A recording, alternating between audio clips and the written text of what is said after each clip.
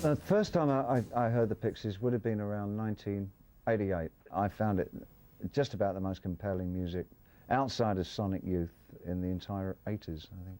In America, they just didn't ignite people the way that they ignited them in Europe. There was such a lot of sludge in America at the time. I think Pixies had a real hard time pushing their way through to the surface. Three elements, I think, made them important as a sound band. One was their pure dynamics, the very obvious now, but not obvious at the time, dynamic of keeping the verse extremely quiet and then getting it erupting into a blaze of noise for the choruses. That was one element. The second element was the interesting juxtapositions that Charles brought together of quite sordid material at times, I suppose. Charles's lyrics actually dealt with common or garden kinds of subjects, but the way the permutations that he created within the different subjects that he dealt with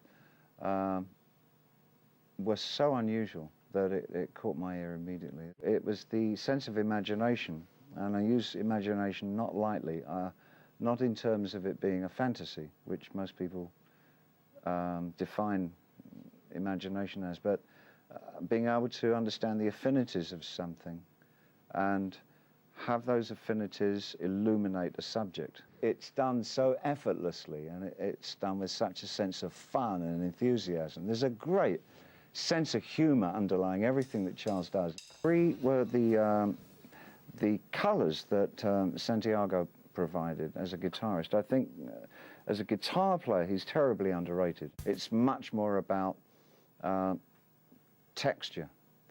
He supplies extraordinary texture. One of the strongest songs that I heard at the time was Debaser.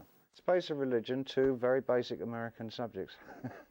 The two subjects closest to the American heart, I think. The pure strength of him on stage, this kind of mass of screaming flesh, was kind of a very imposing figure. I always thought there was a psychotic Beatles in there, you know. There's a great reverence for earlier rock music with Charles. One of them was UMass. I like UMass. What they've done is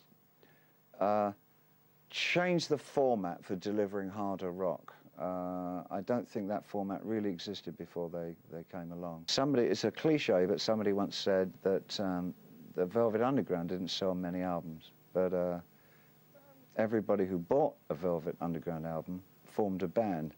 And I would have to suggest that the same thing really applied to the Pixies. Once you heard them, you wanted to have a band just like that.